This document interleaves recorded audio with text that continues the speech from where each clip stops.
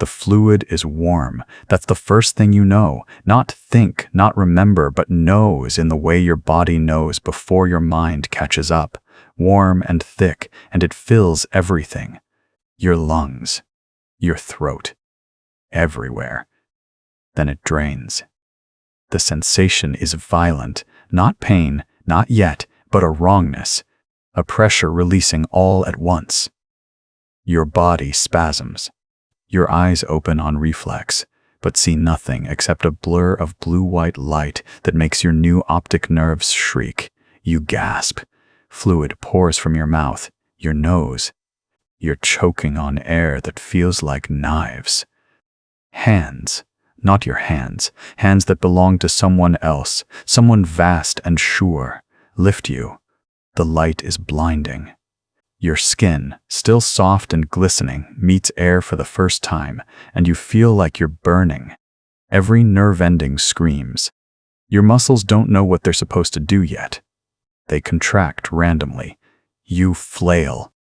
A voice, deep, steady, speaking in tones that bypass your ears and resonate somewhere in your sternum. Breathe, young one. This is life. You don't understand the words yet, but the meaning settles into you like sediment. The panic recedes slightly. Your lungs work on instinct. Pull in, push out, pull in, push out. The burning lessens, becomes bearable, becomes almost comfortable. Around you, others are gasping too. You hear them before you see them. Wet, desperate sounds. Crying without tears because your tear ducts haven't learned their function yet. Dozens of other voices. Hundreds, maybe. The collective sound of emergence. Of birth that isn't birth, because you were never inside anyone. You simply were, and now you are, and the transition between those states is written in every cell of your body as profound and inexplicable. Your vision clears by degrees. The blur resolves into shapes, tall figures in segmented armor, blue and white, pristine, perfect, moving between rows of open pods. Each pod is translucent, ribbed with tubes and filaments. Each one is draining. And from each one, something like you is being lifted into the air, dripping, gasping, new. The pod you came from is still warm. You can feel the heat radiating from its interior. There are others still inside the collective. You can see the faint silhouettes of bodies suspended in the blue fluid, waiting their turn. Not yet emerged. Not yet alive. The knowledge doesn't disturb you. It's simply fact. They will emerge. Or they won't. Either way is acceptable. The figure holding you, you can see it clearly now, is Tao. Your mind knows this without being taught. The broad, elegant face, the large eyes, dark and intelligent, the long, slender fingers that cradle you with surprising gentleness. This is what you are, what you will become. The knowledge is installed in you, like code, like memory, like truth. Welcome, Fire Warrior candidate. 7737, the figure says, and its voice carries harmonics that make your still-forming bones vibrate. You are born for the greater good. You are born for purpose. You are born for duty. You don't respond because you don't have the motor control yet. Your mouth opens and closes. Fluid drips from your chin. Your limbs shake with the effort of simply existing in gravity. But inside, deep inside, in some part of you that was installed fully formed, you understand. This is correct. This is right. This is what you are meant to be. The Tao. Your mentor, though you don't have the word for it yet, carries you to a station. A table. It's cool beneath your wet skin. Other candidates are being placed on similar tables all around you. Dozens of them. Dozens of versions of you, all gasping, all shaking, all new. A drone descends. It's small, hovering, with mechanical arms that move with surgical precision. It scans you. You feel nothing, but instruments somewhere in your body respond to its invisible touch. Data flows. Your baseline is being recorded. Your genetic markers are being verified. Your neural pathways are being mapped. This too is acceptable. Candidate 773. 7 shows optimal markers, another Tau says. Female. You understand this too, though you've never seen a female before. She studies a display you can't see. Reflex response within acceptable parameters. Neural integration stable. All cohort members are showing optimal development. Your mentor responds. This emergence class will serve the greater good with distinction. The words wash over you. They don't mean anything yet, but they will. You know this. You know that meaning is being built into you even now, piece by piece, layer by layer. The greater good. Purpose. Duty. These are the pillars of everything you will become. Your skin begins to dry. As the moisture evaporates, you feel your muscles tighten slightly. Control begins to return. Your fingers curl. Your toes flex. Your head turns on its own, following the movement of a drone passing overhead. The autonomic systems are coming online. Your body is assembling itself. The light above is harsh but not painful anymore. Your eyes are adjusting. You can see the emergence chamber now in full detail. It's vast, cavernous. The ceiling is lost in shadow. The walls are smooth and white and lined with thousands of pods. Most of them empty now, drained, their work complete. But there are others still full. Other cohorts waiting their turn. The knowledge that there are more of you, that you are part of something larger, settles into your consciousness like a planet settling into an orbit. How long until they can stand? A younger Tau asks. This one is smaller, still learning. 3 to 5 rotations for basic motor control. Your mentor says. Full integration into training protocols within 2 weeks. By then, they'll be ready for the educational sphere. 2 weeks? You don't know how long that is. You don't know what 2 weeks feels like. But you file the information away. It will matter. Everything will matter. You're beginning to understand that now. Around you, other candidates are beginning to move more deliberately. One of them, a female near your table, manages to lift her head. Her eyes meet yours for a fraction of a second. In that moment, you feel something. Not communication, not yet, just recognition. She is like you. You are like her. You are part of something. A cohort, a unit, a purpose. The recognition feels good. Your mentor returns with a container. Inside is a gel.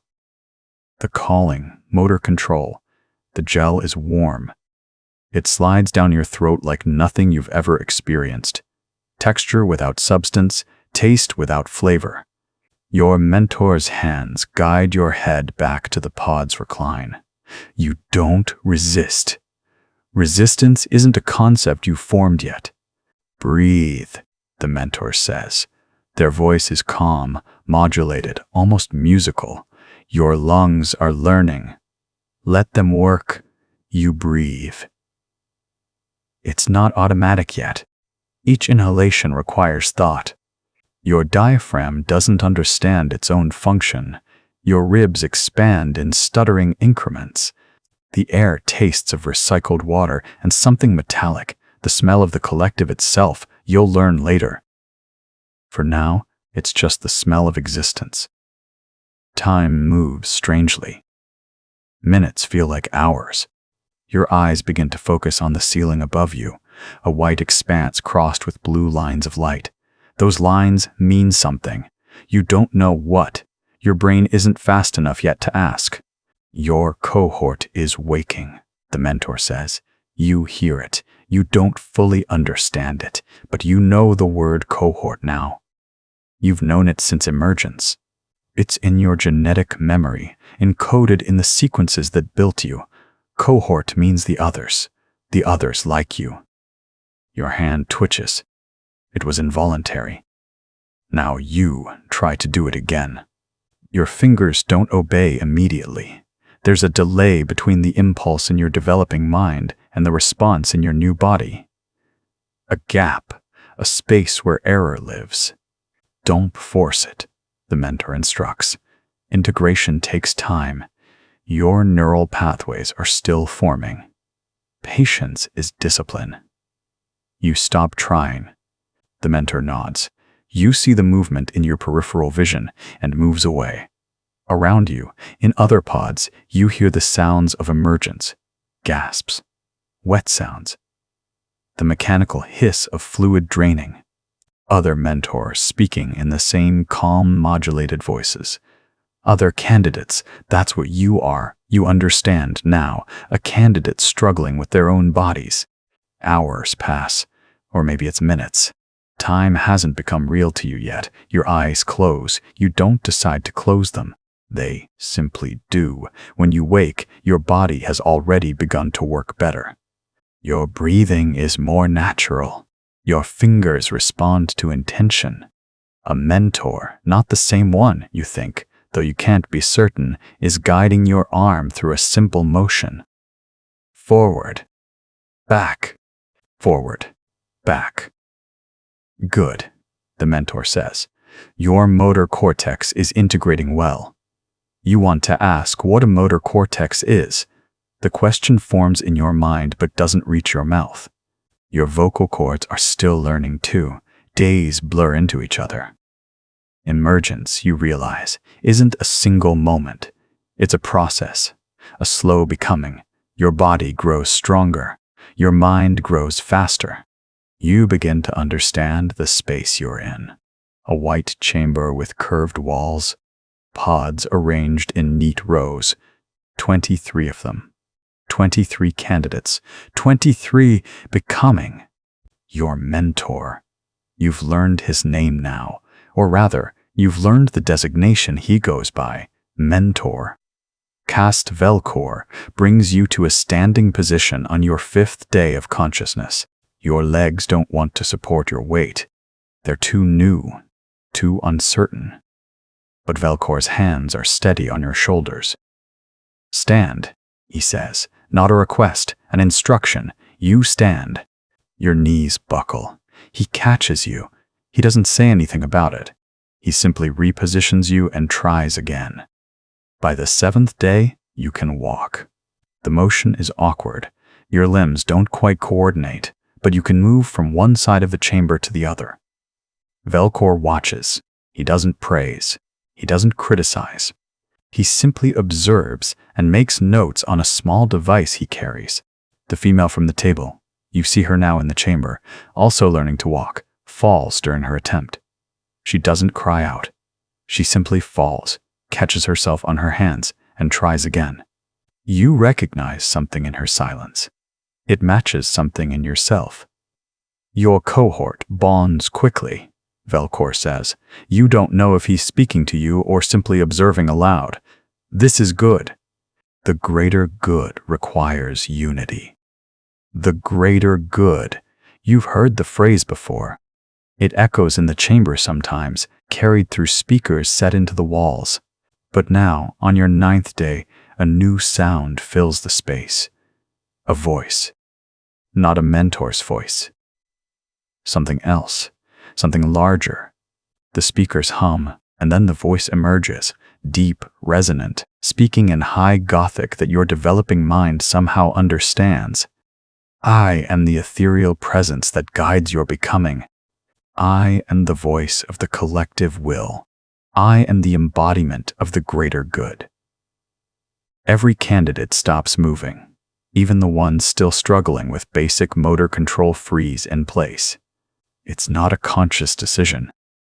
It's something deeper, something genetic, something bred into you. You are born into purpose, the ethereal's voice continues. Your bodies are instruments. Your minds are tools. Your lives are service. This is not burden. This is honor. The voice pauses. In that pause, you feel something shift inside you, a sense of rightness, a sense of belonging. You don't know yet what the greater good means. You don't know what service will cost. But in this moment, hearing that voice, you know that you are meant for something. That you are part of something vast and eternal.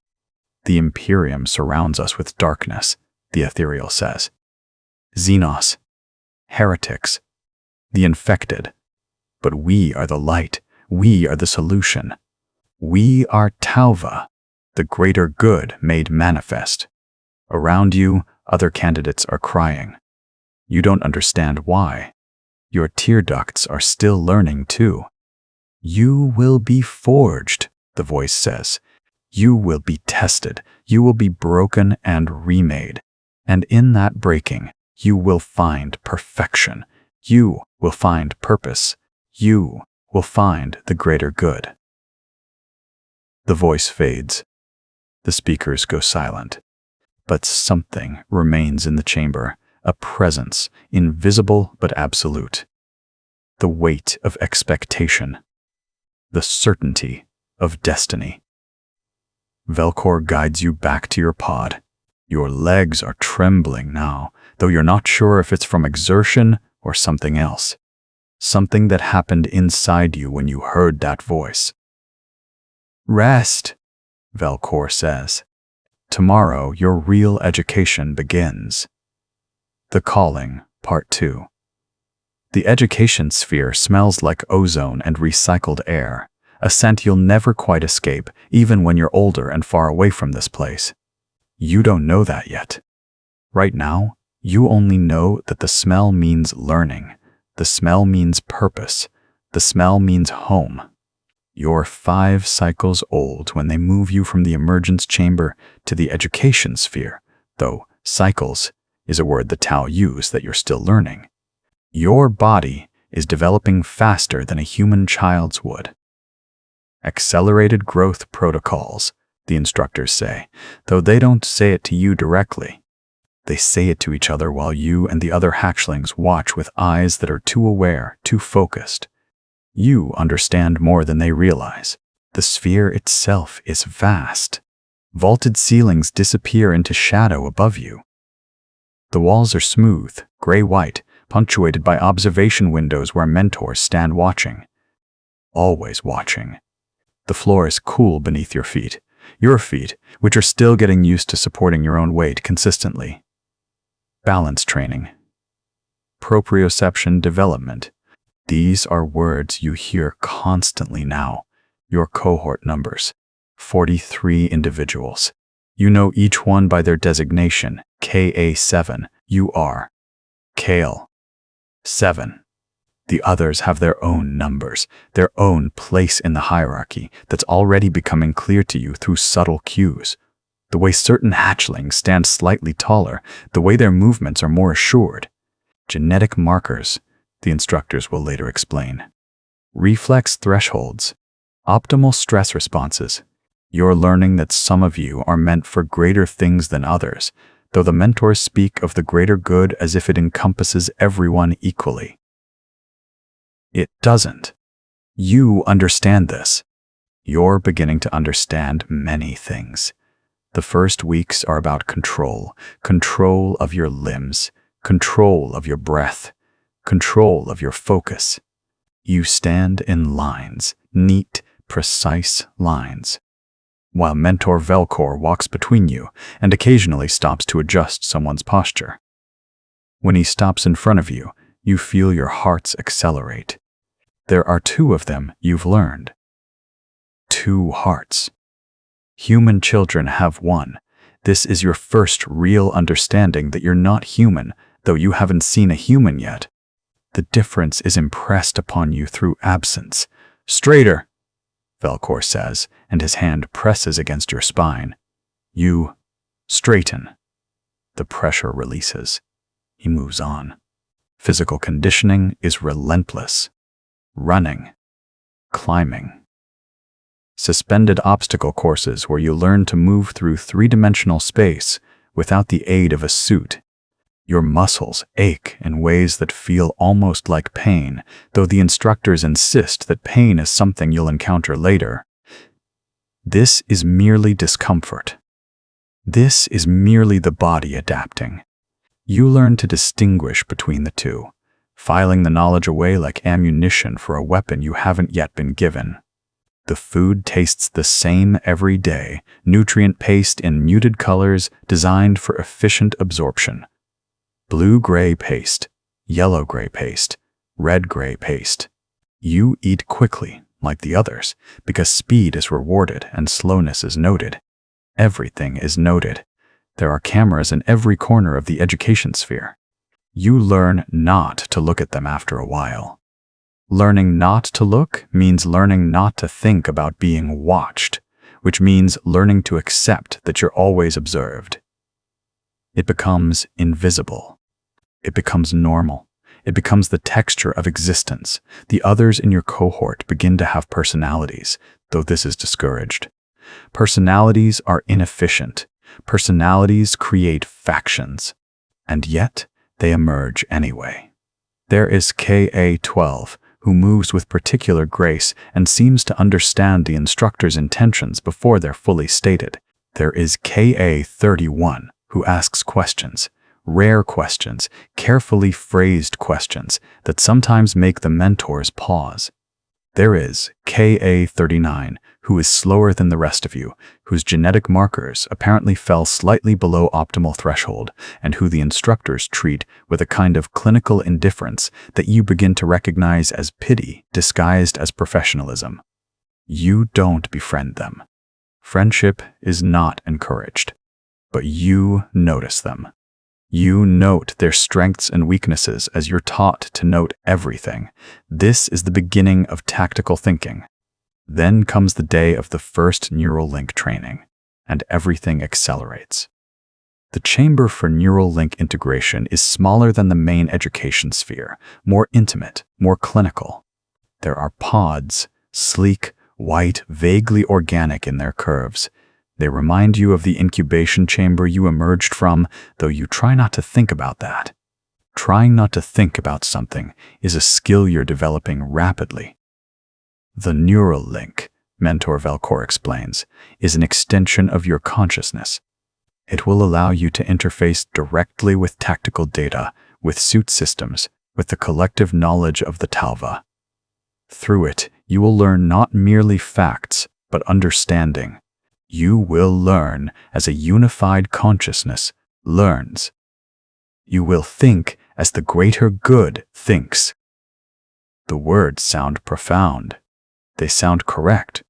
You feel something in your chest. Not quite emotion, but close to it.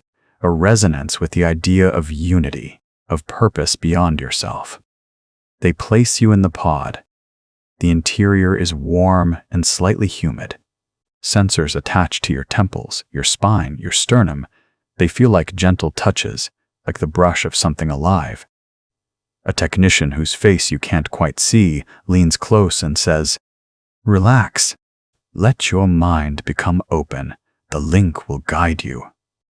Then the technician is gone, and you're alone with the sensors and the soft hum of machinery. The neural link activates, and it's like waking up for the first time. Except you're waking into a space that isn't physical. There is no ceiling here. There is no floor. There is only information, flowing like water, like light, like something that doesn't have a name in your limited vocabulary. You see tactical diagrams. You see firing patterns. You see the trajectory of a projectile through space, the way wind affects its path, the way distance affects accuracy. You don't learn these things, you know them. The knowledge appears in your mind fully formed, as if it's always been there, and you're simply remembering it. But beneath the tactical data, there's something else. A presence. Not a person, but an awareness. A vast, patient, utterly indifferent awareness that is watching you learn. It doesn't speak. It doesn't need to. You feel its attention like weight, like gravity. You feel its approval, or perhaps its mere acknowledgement, and it's The calling, selection day. The education sphere's walls are the color of old bone. You've learned to stop noticing them. 37 rotations of the same rhythm.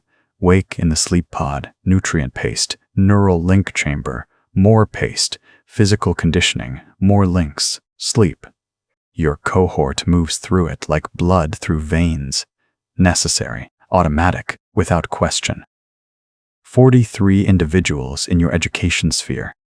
You know them the way you know your own limbs, not by choice, by proximity, by the shared hum of the neural link chambers, by the way Keltier always breathes too loudly during meditation, by the way Shavara's left eye twitches when the ethereal's voice plays through the speakers.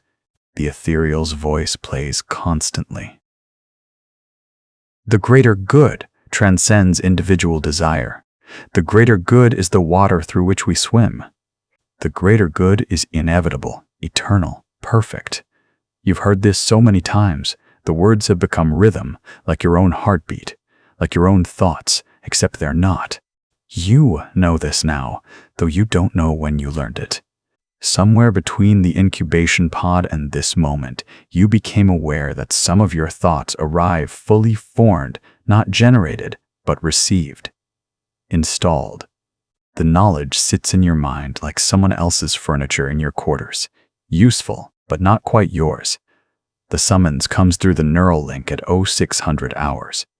The presence that's been watching you, patient, vast, utterly indifferent, sends not words, but an instruction, a vector, a location. The medical observation chamber, level 3. You feel it in your nervous system before it reaches your conscious mind. Your body is already moving. The others don't follow. That's how you know this is different. The observation chamber is sterile in a way that makes your skin feel too tight. The walls are actually white here, not bone-colored. Brighter. The light comes from everywhere and nowhere.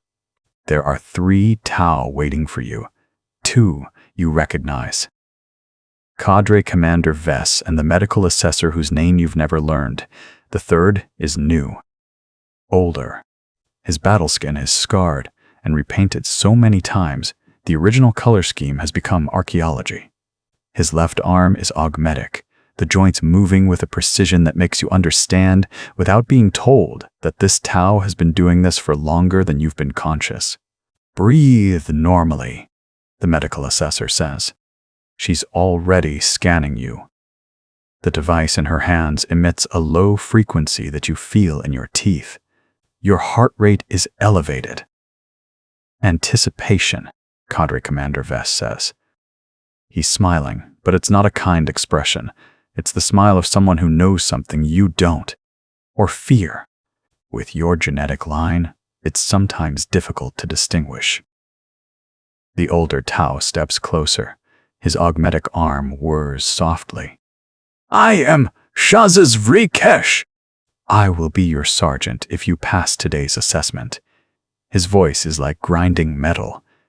Do you know why you're here? You don't. The neural link hasn't given you this information. For the first time in your life, you're operating without the vast presence's guidance. It's terrifying and exhilarating in a way that makes you understand you might not be entirely Tau after all, that there might be something in you that wants to know things without being told first. I've scored in the 97th percentile on tactical awareness matrices, you say. It's not an answer to his question, but it's what you know. My reflex response time is, we know your scores, Cadre Commander Vess interrupts. We've been watching you since Emergence Day. We all have. He gestures to the presence in the room, the one that's been watching. You realize now it's not the ethereal's attention, it's something else, something that's been waiting for this moment. The question isn't whether you're capable, the question is whether you're willing. Shas's Vrakesh moves to a console. The screen flickers. Data floods across it, genetic markers, neural scans, something labeled Compatibility Index. Numbers that mean nothing to you individually, but form a pattern you recognize from your tactical training. a pattern that suggests culmination, selection, threshold crossed. Your genetic markers indicate Fire Warrior caste potential, the medical assessor says. She's still scanning you. The device in her hand is warm now. You can feel it. But genetic potential is only the foundation. We need to verify something else. What, you ask? Docility, Justice Rakesh says. Obedience, the willingness to die for the greater good, without question, without hesitation, without the weakness of understanding why. The vast presence in your mind, the one that's been teaching you, guiding you, showing you firing patterns and tactical vectors, suddenly withdraws, completely. Like a hand releasing its grip, the absence of it is so profound you nearly stagger. For the first time since the pods drained and you gasped your first breath, your mind is entirely your own, and in that moment of freedom, you feel terror. What happens if I say no? The words come out before you can stop them, before the neural link can intercept them and reshape them into something appropriate. The three Tau exchange a look. Cadre Commander Vess's smile widens. Then you return to the education sphere for reassignment to Auxiliary Support Caste. Breeding Pool. Data Entry. Administrative Functions. You live out your natural lifespan in the collective, contributing to the greater good in a capacity commensurate with your actual value. He pauses. Which would be minimal? Shaz's Varakesh's automatic arm opens. Inside the palm is a device. Small, crystalline, pulsing with bioluminescent light. Your neural link activates involuntarily, drawn to it like a predator to wounded prey. This is a neural integration matrix, the medical assessor says. It will establish a permanent connection between your consciousness and the Tau collective will. It will allow us to guide you with perfect precision, to ensure that your thoughts align with the greater good, to make certain that you never again experience the freedom to question. The vast presence returns, heavier now, pressing. It shows you what will happen if you accept a lifetime of service, of clarity, of purpose. No more doubt, no more wondering, no more of this terrible, exhilarating freedom. You'll forge of duty. The fabrication chamber smells like ozone and hot metal.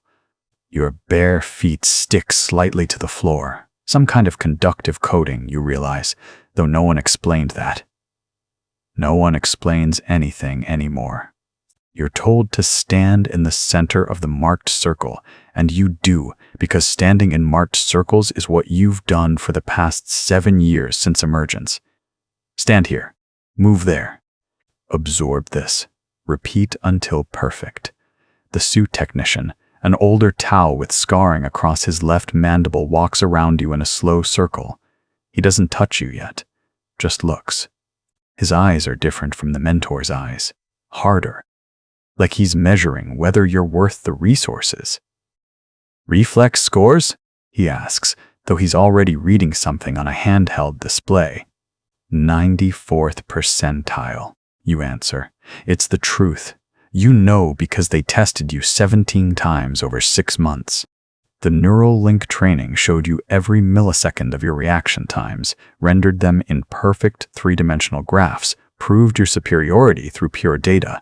You AF fast. The numbers don't lie. Structural integrity, 91st percentile. He grunts. Not quite satisfied, but acceptable. He sets his display down on a stand and gestures for you to step onto the platform. A raised circle of metal studded with contact points. First time in a suit? Yes, sir. It will feel wrong at first.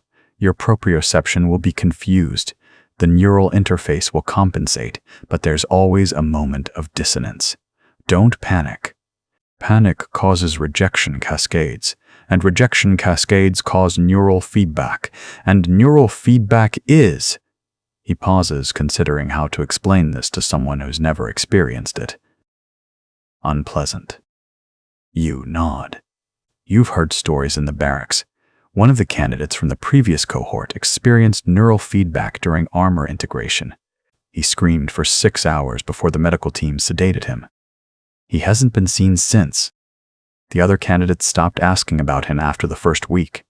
The technician moves to a control panel and begins typing with surprising dexterity, his 3-fingered hands dancing across the keys. Around you, the suit begins to move.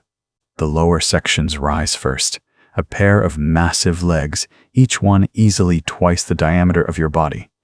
They rise from beneath the platform on articulated arms, positioning themselves on either side of you. You can feel the heat radiating from the joints.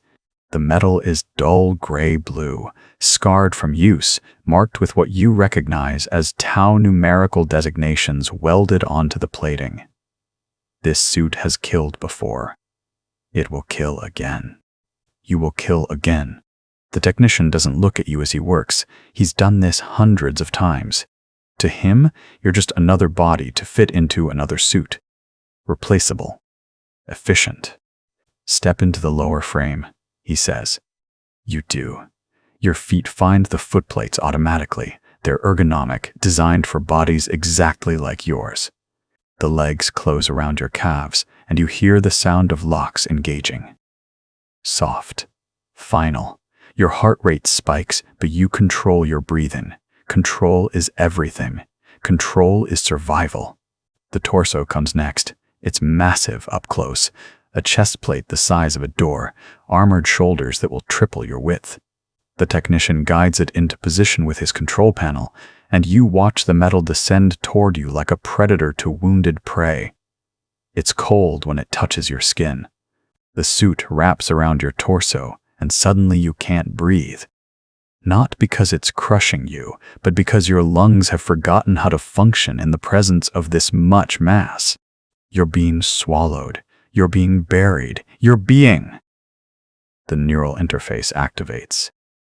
It's not pain, exactly. It's more like suddenly becoming aware of limbs you didn't know you had. Your consciousness expands outward into the suit's frame, and you feel the weight of it, the way you've always felt, the weight of your own body. The dissonance the technician warned about hits you like a physical blow.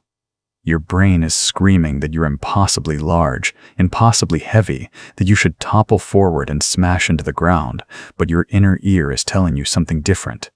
You're balanced. You're perfectly balanced. The suit's gyroscopic stabilizers are feeding data directly into your proprioceptive centers, and your body, no, your suit body knows exactly where it is in space. Breathe, the technician says. He's still not looking at you. Your old body was too small for fear. Your new body is too large for it. Adjust. You force air into your lungs. The suit's environmental systems hum to life, feeding you recycled oxygen tinged with something chemical. It tastes like the training facilities. It tastes like a purpose. The arms come next. They're not human arms. They're too long, too articulated, with too many joints. The left one is a standard weapon mount, already fitted with a pulse rifle that weighs more than your old body was tall. The right one terminates in a 3-fingered manipulator designed for fine work. Both of them move with your intention now. You think, lift! And your left arm rises. You think, grip, and the manipulator closes. You're 3 meters tall. You're invincible. The sensation is so overwhelming that you almost laugh. Almost. You don't, because laughing in front of the technician would be a sign of instability, and instability means rejection, and rejection means reassignment to something less, something worse. So you stand in the suit and you let the reality of it settle into your neural pathways like sediment in still water. Visual systems activating, the technician says, and suddenly you can see in spectrums you didn't know existed. Thermal imaging overlays on your normal vision. Tactical data streams across your visual field. Enemy positions, ammunition counts, suit integrity, your heart rate, your cortisol levels, everything quantified, everything known. Everything controlled. The helmet comes down last. It seals around your head with a hiss of equalizing pressure. And for a moment, just a moment, you feel the old panic return. You're trapped. You're suffocating. You're going to die in this metal coffin, and no one will even notice because you're just another fire warrior. And there are billions of fire warriors and neural integration complete, the technician says, and his voice is suddenly inside your head. Not through speakers. Forge of duty, the Damocles Gulf. The training ground smells like ozone and burned earth.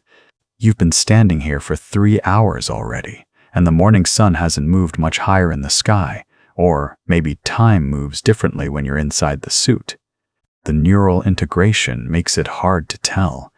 Everything feels faster, sharper, like your thoughts are being processed through machinery instead of meat. Around you, 37 other fire warriors stand in firing lines. You can see them all at once now. Your helmet's tactical overlay paints them as blue silhouettes against the rust-colored sand. Their suit designations flicker in the corner of your vision. Kesh 7, Vash 12, Core 33, numbers. That's what you are now, not the name they gave you in the collective. That's gone. You're not even sure you remember it anymore. Weapons free in 30 seconds, Sergeant Cash says through the Vox. His voice doesn't come from anywhere. It exists inside your skull, generated by the suit's systems, perfectly clear despite the wind that's picking up across the Gulf. This is not practice anymore. You've qualified. Now we see if you're actually worth feeding. The drone targets are already moving. You can see them rising from the sand in the distance. Sleek, angular things that hum with a frequency that makes your teeth ache even through the suit's dampening. They're not like anything from the training simulations. In the education sphere, the targets moved in predictable arcs. Geometric. Clean. These things move like they're alive, like they're hunting. The first volley starts before you're ready. Beside you, Kesh 7 opens fire with his pulse rifle, and the recoil shudders through the sand beneath your feet. The other fire warriors follow. The sound is immense. Not the sharp crack of the training range, but a constant roar that your suit compresses into manageable frequencies. Bolts of coherent light lance out across the Gulf, and 3 of the drones explode in cascades of sparks and molten metal. But there are more. Always more. Your targeting system locks onto the nearest one automatically. You don't remember being trained to do this. The suit does it. Your conscious mind is almost an afterthought.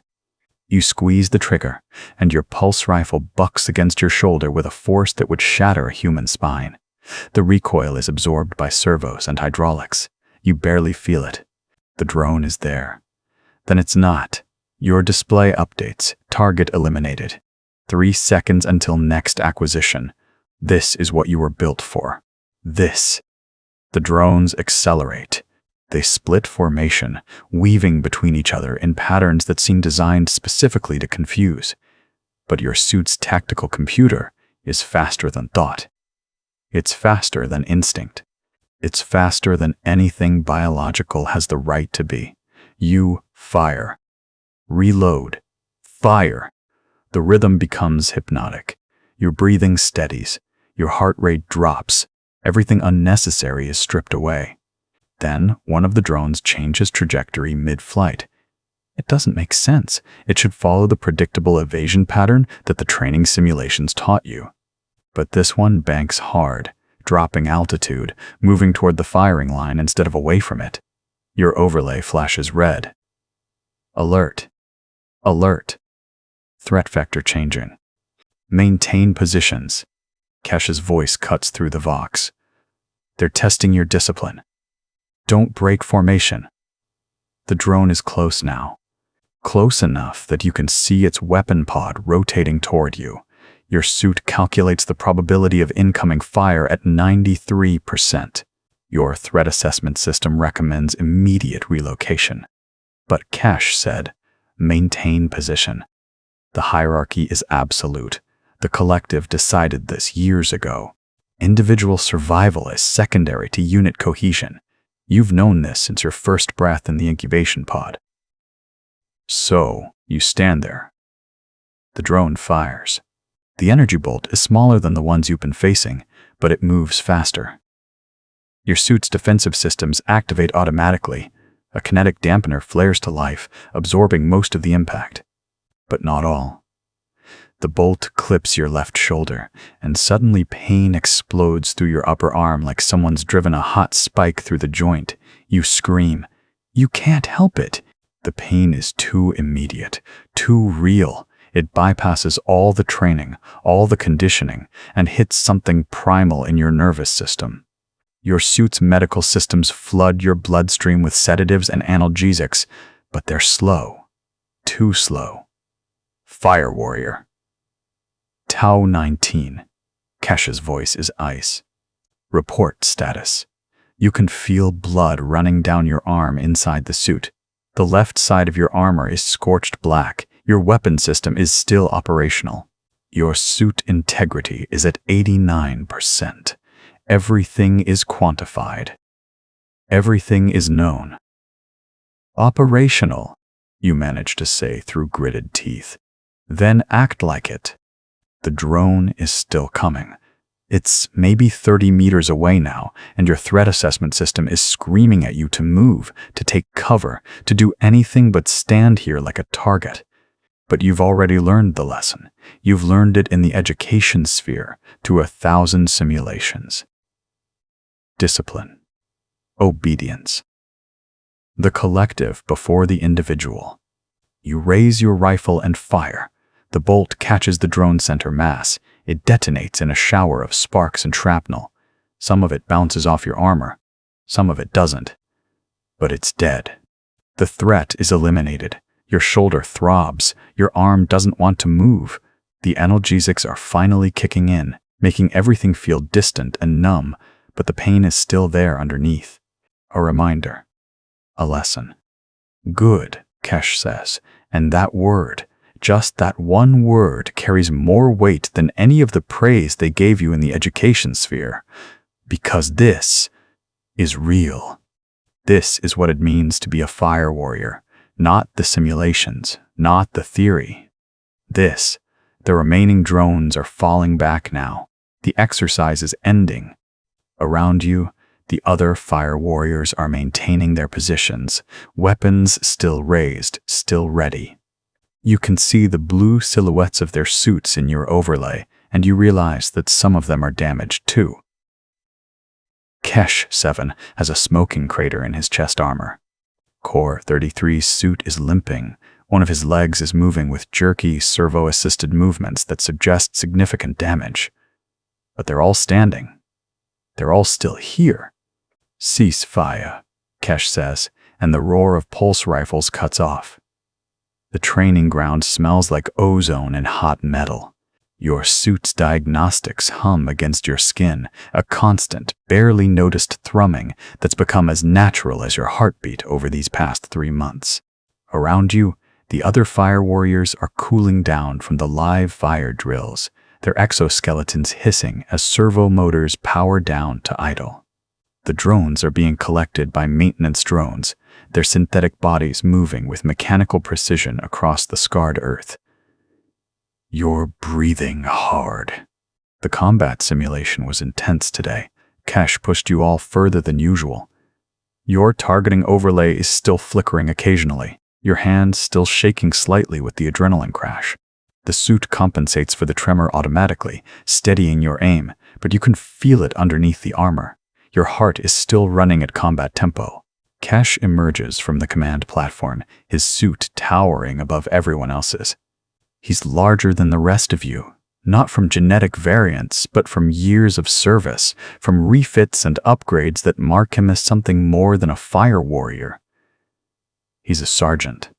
He's seen things on worlds you've only heard whispered about in the collective dormitories. "Form up!" he calls out. His voice comes through the squad channel, but also through the external speakers. Everyone hears it. Unarmed combat rotation, now. There's a collective pause. The live fire drills are exhausting enough. You're already feeling the burn in your shoulders, the way your legs are starting to feel loose and unreliable after 6 hours in the suit. But unarmed combat is different. Unarmed combat is where Kesh teaches you what pain actually means.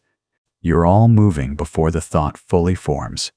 The training ground has a designated area, a flat expanse of reinforced permacrete that's been scarred by thousands of feet, marked with old bloodstains that never quite wash out. You line up with the others, your suits powering down to minimal combat readiness. The exoskeletons lock into a stance that's almost meditative. Knees slightly bent, weight distributed. Ready. Kesh walks the line. He's not in his suit anymore. Somewhere between the command platform and here, he stripped it off. He moves with the easy confidence of a man who's forgotten what fear feels like. His upper body is a map of scars, old loss burns, shrapnel wounds, things that don't have names but definitely have stories. He's maybe 50 years old, maybe older. It's hard to tell with Tau who've been in active service for decades. Pain teaches, he says. And he's walking past you now, his bare feet making almost no sound on the permacrete.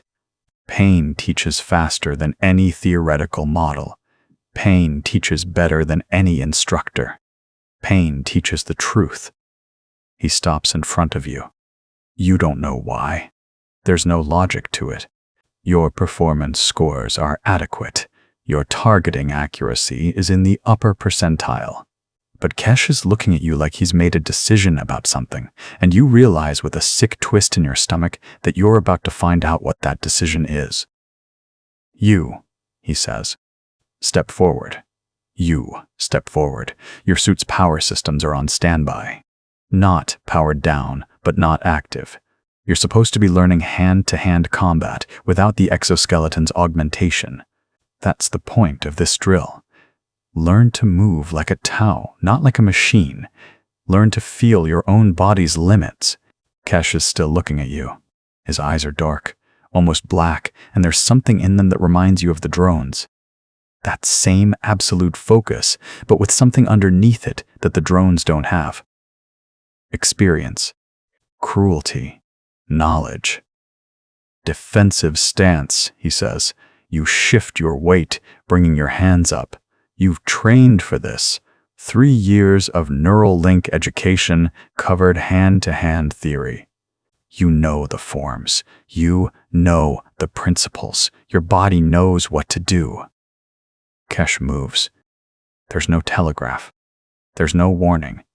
One moment he's standing there, and the next he's inside your guard and his hand is moving towards your left arm, and you're trying to react. But your body is too slow because you're still thinking in terms of the suit, still thinking in terms of that augmented strength and speed. And your arm bends wrong. The pain is immediate and total. It's not sharp. It's deeper than that.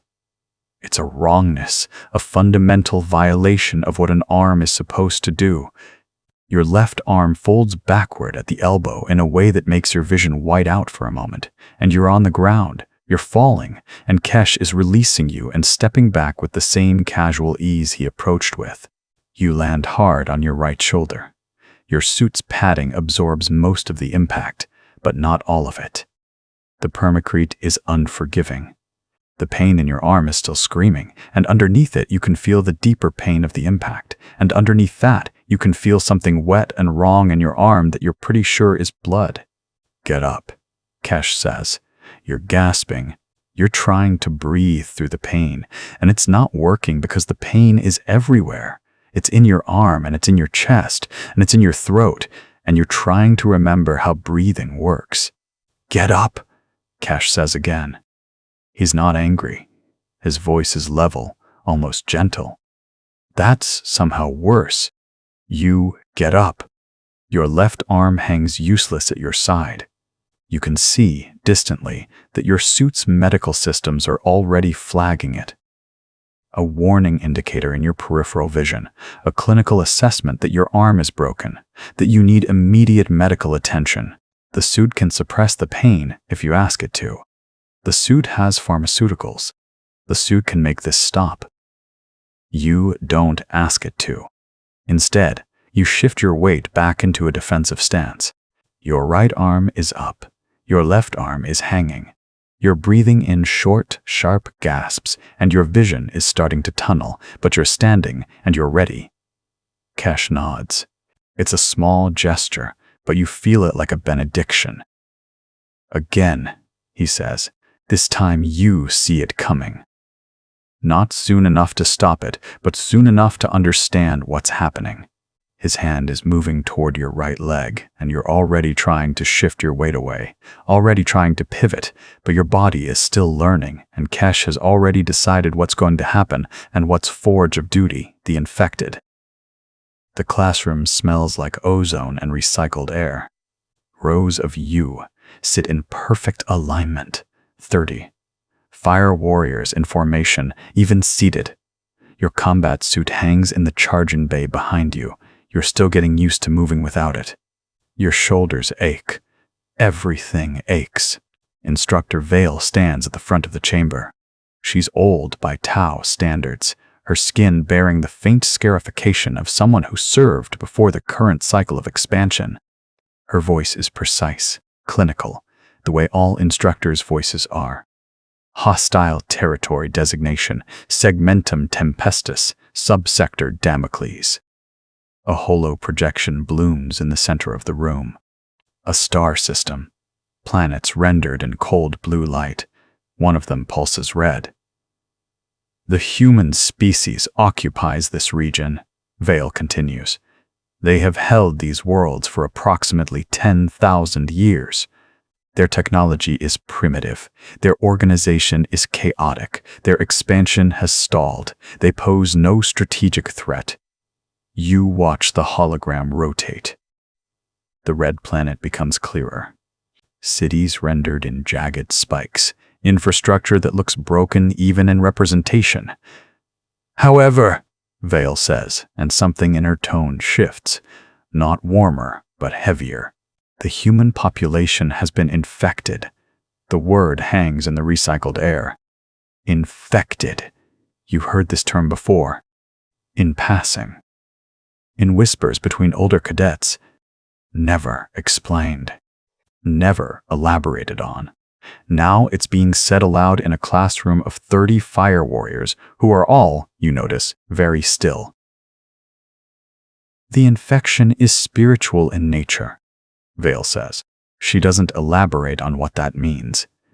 It has spread through proximity, through exposure. The humans call it faith. They call it devotion. They call it the Emperor. She pauses. The pause is deliberate. You can feel it. We call it corruption. The hologram shifts. Now you're seeing something else. A human city. The image is grainy, pulled from some distant observation satellite. People moving through streets. But there's something wrong with how they move. Something synchronized. Something that makes your hindbrain, the part that still remembers the incubation pod, the part that still remembers being nothing. Recoil. The infection causes behavioral anomalies, Vale continues. Irrational decision-making, self-sacrifice for abstract concepts, willingness to die for causes that offer no material benefit. This makes them unpredictable. This makes them dangerous. You want to ask a question. Your hand is halfway up before you realize what you're doing and pull it back down. Around you, no one else moves. No one else asks. Vale's eyes scan the room. You will encounter infected humans. They will attempt to resist the greater good. They will attempt to impose their infection upon you. You will not allow this. You will remain disciplined. You will remain pure. You will remember that your purpose is singular and clear. She taps a control. The hologram shifts again. Now it's showing something else entirely. Fire warriors, your brothers and sisters, moving through the ruined city. Efficient. Precise. Leaving nothing behind but ash and silence. This is your future, Vale says. This is your purpose. Questions? Silence. Complete, perfect silence. You've learned by now that questions are not what instructors want. Questions suggest doubt. Doubt suggests corruption. Corruption suggests infection. Vale nods, satisfied. You will be briefed on tactical doctrine when you reach your deployment assignments. For now, you will understand this. The infected cannot be reasoned with. They cannot be integrated. They can only be contained or eliminated. The greater good permits no exceptions. She dismisses you with a gesture. You file out of the classroom with the rest of your cohort, moving in perfect formation down the corridor. The walls are pale gray. The lighting is even and clinical. Somewhere in this facility, your suit is charging. Somewhere in the vast machinery of the Tau Empire, orders are being processed. Routes are being calculated. Deployment vectors are being assigned. You don't know which infected world you'll be sent to. You don't know if you'll survive it. These are not thoughts that comfort you, but they're also not thoughts that trouble you. You've been trained not to trouble yourself with such things. But that word, infected, it stays with you. It curls around your thoughts like something alive. You think about what Vale said, about faith, about devotion, about an emperor so distant he might as well be myth, yet somehow so present that entire worlds organize themselves around the worship of him. You think about humans who would die for something they couldn't see. You think about what it would feel like to want something that badly. You don't ask questions. You've learned that much. But as you walk back to the barracks, past rows of charging suits standing like silent sentries, you find yourself wondering, what does infection feel like from the inside? The thought arrives unbidden. You push it away. You push it down. You bury it beneath layers of training and discipline and the absolute certainty that the greater good is the only truth that matters. But it doesn't disappear entirely. It just waits, like a seed, like something that's already begun to grow. Contact. The descent pod shudders like something dying. You're packed shoulder to shoulder with 19 other fire warriors, your combat suit locked in the transport frame, unable to move more than your head. The walls around you vibrate at a frequency that travels through your teeth, through your bones. The restraint harness cuts into your chest, plating. Not painful, but present, insistent, a constant reminder that you're not in control of where you're going. The Vox crackles. Sergeant Kesh's voice comes through, steady and clipped. Atmospheric entry in 30 seconds. Weapons hot. Shields modulated. You know the protocols. You do. You've run them 1,000 times. Drop. Establish perimeter. Suppress enemy fire. Hold position until command determines objective parameters. The neural link training made it abstract. Numbers and vectors and tactical overlays. Clean. Geometric. Rational. The pod lurches. Not the controlled descent pattern. Something violent. Your suit's heads-up display flickers. Anti-aircraft fire mapping in real time. Dozens of impact points around your descent corridor. The pod's shielding compensates, but you feel the hits. Each one a hammer strike against the fuselage. The pilot's voice crackles through, tight and professional, minor damage to starboard lateral. Continuing approach. Brace for hard landing. Hard landing. The euphemism hangs in the recycled air of the pod. Through the small viewport near your head, you catch your first glimpse of the planet. It takes a moment to process what you're seeing. The sky isn't blue. It's the color of rust bleeding into smoke. Fires burn across the landscape, not scattered, not localized, but systemic. Entire regions are burning. The ground beneath those flames is black or ash, gray, or the red of exposed earth torn open by explosives. Craters. Structures. Half collapsed. What might have been buildings, now just jagged teeth of ferrocrete against an apocalyptic horizon. Your suit's tactical analysis feeds information directly into your visual cortex, temperature readings, radiation levels, chemical composition of the smoke.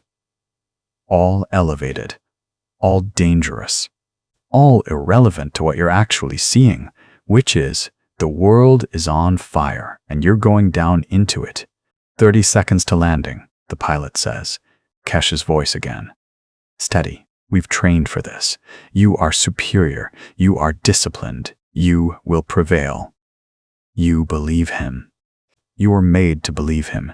The neural link training ensured it. But belief and understanding are different things. And something in your chest, something that shouldn't exist in a properly conditioned fire warrior, is beginning to understand that the ethereal's vision of a perfectly ordered universe is burning down there. And no amount of training changes that. The pod hits atmosphere proper. The descent becomes violent, not turbulent. Violent. The pod shakes so hard your teeth rattle inside your helmet. The restraint harness digs in. Around you, 19 other fire warriors sit in their locked positions, silent, waiting. You can't see their faces through the helmet visors, but you can hear their breathing through the squad vox. Steady. Controlled. Perfect. The temperature inside the pod rises. Your suit's cooling systems engage automatically, and you feel the familiar flush of cold through the internal gel layer, counteracting the heat building in the walls. The viewport glows orange, then red, then white, hot. You're coming down through fire itself. The anti-aircraft fire intensifies. More impacts, harder impacts. The pod's shielding screams.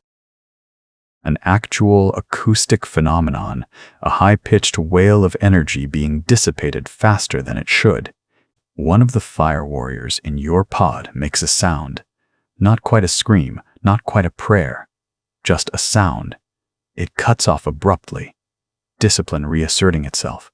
Or fear paralyzing his vocal cords. You can't tell the difference. 2 minutes to touchdown, the pilot says. His voice is different now. Tighter. Scared. The viewport shows the landscape rushing up. You can make out details now. Trenches. Fortifications. Bodies. Dozens of them. Hundreds, maybe, scattered across the landing zone. Most are wearing the distinctive gear of Gevessa human auxiliaries, already committed to the greater good. Most aren't moving. Most are missing pieces. The pod banks hard evasive maneuver. Your suit's inertial compensators fight the G-forces, but you still feel the pressure, the weight of the maneuver trying to crush you sideways. Beside you, another fire warrior's breathing becomes ragged, panic starting to bubble up through the conditioning. Steady, Kesh says, though his voice has lost some of its certainty. Steady! We're almost. The pod takes a direct hit. Not near. Missed shielding. Direct. The impact throws you sideways in your restraint. Alarms shriek through every channel. The viewport cracks. Just a spiderweb of fracture lines, but it's there, and suddenly the heat and the roar of the descent become visceral instead of abstract. The pod is breached. Partially. The cooling systems compensate, but you can feel the temperature spike in your suit. 40 degrees, 45, 50. Structural integrity at 73%, the pilot announces, his voice now just a monotone recitation of catastrophe. Continuing approach.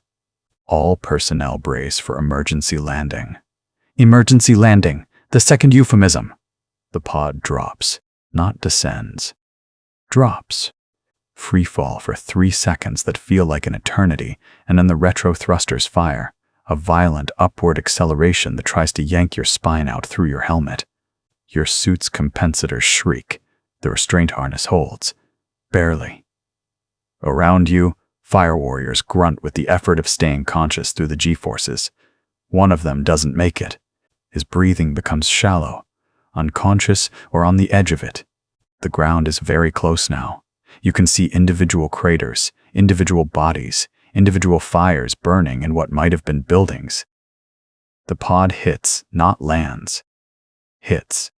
The impact is catastrophic enough that your heads-up display glitches, static and fragments of data replacing the tactical overlay. Your suit's gel layer floods with cold, emergency response to the shock. Around you, fire warriors are thrown against their restraints. Someone screams. It's cut off by the sound of bone breaking, or the vox cutting out, or both. The pod skids. The pod's rear hatch explodes outward before it fully stops moving. Smoke. Orange and acrid. It fills your lungs before your suit's filters catch up. You're coughing, tasting copper and promethium, and something sweet that might be blood. Your vision clears in stuttering increments. The HUD reasserting itself, overlay snapping back into place like an eye opening after a long blink. Move, move, move. Sergeant Kesh is already out, his combat suit servos whining as he drops from the pod's interior. You follow because that's what you do. That's what you trained for. The moment your boots hit the ground, the planet hits back. The heat is immediate and total, not the controlled warmth of the training grounds near the Damocles Gulf, where drones moved in predictable patterns, and your worst fear was failing a drill. This is chaos, wearing the shape of a world. The sky above is wrong, streaked with black smoke, and something that might be fire, hanging impossibly in the upper atmosphere. Below, the ground itself seems to be burning in patches. Structures that were once buildings are now rubble. Rubble is now ash. Your suit's temperature gauge spikes. Compensating. The gel layer cools around your skin, and for a moment you're grateful for the technology you barely understand, the machine spirits that keep you alive because they choose to. Form up. Form up. Kesh's voice cuts through the vox like a blade. Advance on the settlement. Watch for... The last fire cuts him off. Not the precise, measured pulse of Tau pulse rifles. This is something older, something desperate, erratic. A human lasgun, you realize later. Much later, when you have time to think about the differences between weapons. But right now, it's just fire. And it's coming from the ruins ahead, and one of the fire warriors to your left staggers, a blackened hole suddenly present in his shoulder pauldron. Contact! Someone screams. Contact from the... You don't hear the rest. Your suit's targeting system locks on. Not because you commanded it to. You haven't processed enough to command anything.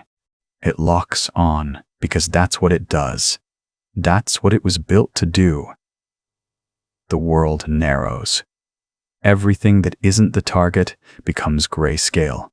Everything that is the target becomes crystalline, highlighted in your vision like a prayer. The figure emerges from the ruins like something being born, human. Human. You know this because your training database has images, has classifications, has prepared you for this moment in every way except the way that matters. It's wearing rags, actually wearing them. Not tactical gear, not a uniform, just cloth that might have been clothing once and is now hanging from a frame that looks as if it's held together by desperation and habit. It's firing again. The lasgun discharge is bright orange against the smoke. Slow. You can almost track the beam. Not quite, your reflexes are fast, but they're not that fast, but almost. The weapon is shaking in the figure's hands. Hands that are thin. Hands that are bleeding. Your finger is already moving on the trigger. The pulse rifle discharge is nothing like the lasgun. It's blue-white. It's precise. It's fast enough that you don't see it travel. You only see the impact. The figure's chest blooms outward. Not neatly. Not like the training drones that collapse in a controlled fashion. They're internal systems designed to accept destruction with dignity. This is messier. The figure staggers backward. You're already moving forward, already advancing, already doing the thing you've trained for 10,000 times in simulation and 0 times in reality. The thing doesn't fall gracefully. That's the word that will occur to you later when you're trying to explain it to Vash in the hours before the medical drone fails him. It doesn't fall gracefully. It falls like a thing that's been shot. It falls like physics, reasserting itself. It falls like something that was never meant to stand in the first place, and now gravity is simply reminding it of that fact. Your suit's audio picks up the sound, the wet, heavy impact of mass meeting ground, the rattle of something metallic, the lasgun falling from hands that no longer have the strength to hold it. And then, quieter than you'd expect, the sound of breathing stopping. You stand over the body for what feels like a long time but is probably 3 seconds. The HUD is already cycling through data. Threat assessment, neutralized. Suit integrity, 97%. Ammunition, 99%. Everything is fine. Everything is operational. Everything is working exactly as designed. Your breathing is very loud in your own ears. Fire team, advance. Kesh's voice. Don't stop for the bodies. Push forward too. You're moving again. The body is already behind you. The body is already becoming part of the landscape. Another piece of rubble among rubble, another detail that your suit's targeting system has already filtered out as non-threatening and therefore non-relevant. This is what you were made for.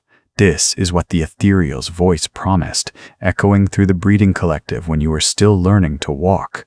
This is what the neural link training prepared you for. This is the greater good asserting itself against the chaos of a dying world. Your finger is still on the trigger. Contact, Vash. The dropship's metal skin screams.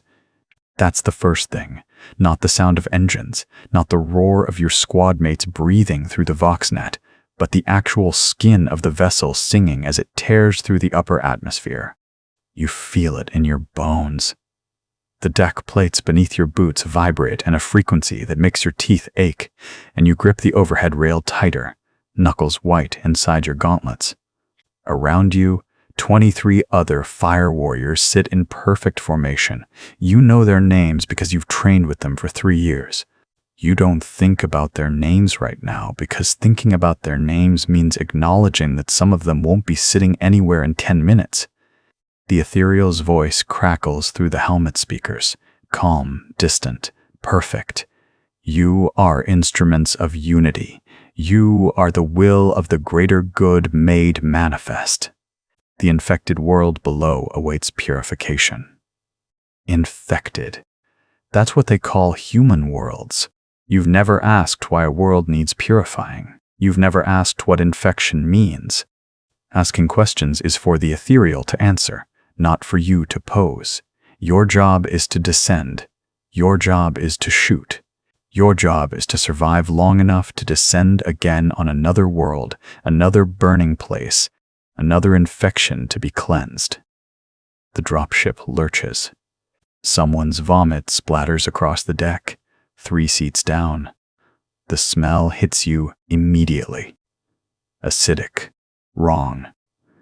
Your suit's olfactory filters try to compensate, but nothing can really filter that out. Nothing can really make this part okay. 30 seconds to hot landing. The pilot's voice cuts through the Vox. Female. You've heard her voice before. Pilot Shen.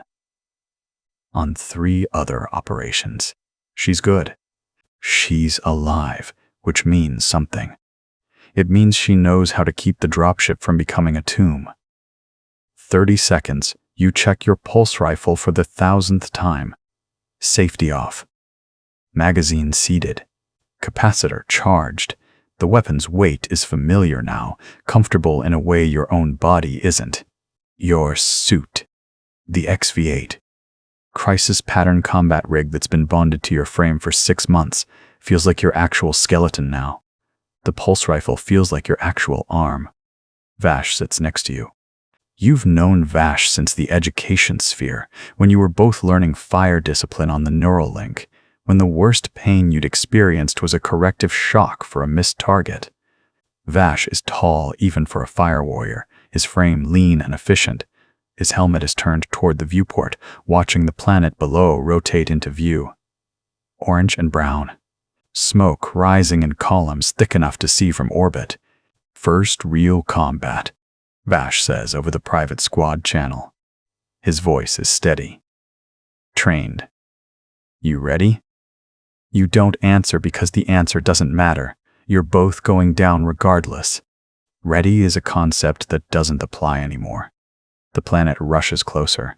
You can see the battle now, not clearly, not with any useful detail, but the shapes of it. Fire! Explosions blooming like flowers made of light. Structures burning. Something massive moving across the landscape, trailing smoke. 10 seconds. Your hands tighten on the rail. Your breathing is controlled, measured. 3 years of training has made your body into something that doesn't panic. Your body is a machine now. Your mind is the only part that still remembers what panic feels like. 5. The dropship's landing thrusters fire. The deceleration crushes you against your seat. Even through the inertial dampeners in the suit, even through the training that's made your body into something harder than it should be, you feel it. Pressure, weight, the sensation of the entire universe pushing down. The landing struts hit the ground. For a moment, there's silence. Just the hiss of the hydraulics, the cooling fans in your suit, the sound of your own breathing. Then the rear ramp drops open and sound floods in like a physical force. Gunfire. Not the controlled snap of training exercises. Real gunfire, the kind that doesn't follow any pattern, doesn't announce itself before it arrives. Screaming. Human voices, not Tau. Gueveza auxiliaries. The humans that serve the Empire. That fight alongside you because they believe in the greater good, or because they're terrified, or because it doesn't matter why they believe anything anymore. The smell hits you next. Promethium, burned flesh, ozone from plasma weapons, and underneath it all, something else. Something organic and wrong, like rotting meat left in the sun too long. Go, go, go! Sergeant Kesh is already moving, his massive frame clearing the ramp in 3 strides. His pulse rifle is already firing, suppression bursts cutting through the chaos below. You're moving before you consciously decide to move. Your training takes over. The neural link conditioning. The 3 years of simulations, the muscle memory that's been beaten into you so thoroughly that your body doesn't wait for your mind to catch up. Vash is beside you, and then you're both down the ramp, boots hitting scorched earth, the heat from the fires washing across your armor like a physical thing. The battlefield is wrong, in a way you didn't expect. You expected order. You expected clear lines of fire, defined positions, the kind of tactical geometry that the training simulations had prepared you for. What you find instead is chaos buildings, burning in unpredictable patterns, rubble creating random cover, human soldiers running in no particular formation, firing in no particular direction. And the enemy. They're not soldiers. They're not even organized. They're people in rags, wearing armor that looks like it was scavenged from 1,000 different sources, carrying weapons so ancient they shouldn't function. They're firing at you, and they're screaming, and they're dying. Your pulse rifle comes up, and you fire. The sensation is immediate and strange. The weapon's recoil is almost gentle through the suit's gyroscopic stabilizers. The targeting system paints a trajectory across your vision. The shot connects. A figure in rags and rust-colored fabric falls backward, and then there's another, and then... Incoming! Kesh's voice cuts through the vox. Shrapnel barrage, 90 degrees. The world explodes upward. It's not a clean explosion. It's not the kind of orderly detonation you trained for. It's chaotic and violent, and it catches your squad in the open between the dropship and the contact. The trench. The shrapnel takes Vash in the left shoulder and neck. You see it happen in fragments. His suit's armor plating warps inward, the kinetic force throwing him sideways like something discarded. He's screaming, but you can't hear it over the ringing in your ears, only the Vox feed crackling with orders and screams and static. You move without thinking. Your body does what it was trained to do. 3 meters in the combat suit feels like flying when you're desperate. Your hands find Vash under the arms, and you're pulling, dragging his weight toward the burned-out hab structure that might provide cover. The suit's servos whine in protest. Vash is still screaming. You can hear it now, a thin keening that cuts through everything else. "Medical drone incoming," someone says. Not to you, just to the void. Just because they need to believe something good is happening. You get Vash behind the crumbling wall. His blood is already pooling, dark and spreading across the rubble-strewn ground. The shrapnel has opened him from collarbone to jaw. You can see things inside him that shouldn't be visible. Your hands are shaking. You press your palms against the wound anyway, because that's what you do. That's what you were trained to do, even though nothing in the neural link simulations prepared you for how much blood a person contains, or how quickly they can lose it. The medical drone arrives. It's sleek and efficient, all crystalline surfaces and precise articulator arms. It scans Vash with a soft blue light. For a moment, just a moment, you think it's going to work. You think the drone will do what drones do. They're machines. They don't fail. They don't hesitate. The drone's light flickers. Then it dies. Not gracefully. It simply powers down mid-procedure, its arms going slack, and it tips sideways like something thrown. The power coupling must have been damaged in the barrage. You stare at it. The drone stares at nothing. Vash stops screaming first. Then he stops breathing.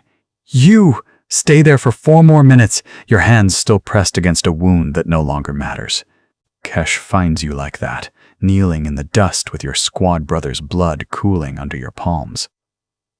"We're moving," Kesh says. Not unkindly, not cruelly, just factually. Command says we hold the trench line. That's what we do now. You don't remember standing. You don't remember leaving Vash. You remember the weight of your rifle and the sound of your own breathing inside the helmet and the way the sky above the trench line looks like it's been bruised. Tess. The trench is a wound in the earth. That's the only way you can think to describe it. It was probably a natural ravine once, something carved by water or time or the planet's own indifference. Now it's a fortification. Now it's where you live. 47 days, that's what they tell you. 47 days and you'll be relieved. 47 days and reinforcements will arrive. 47 days and this will mean something. You stop believing this around day 12. The trench is 2 meters deep and runs for nearly a kilometer in both directions. Your squad holds a section of it. 12 meters of mud and sandbags and broken ferrocrete. There's a communications relay built into the wall, and an ammunition cache and a water station that stopped working on day 3.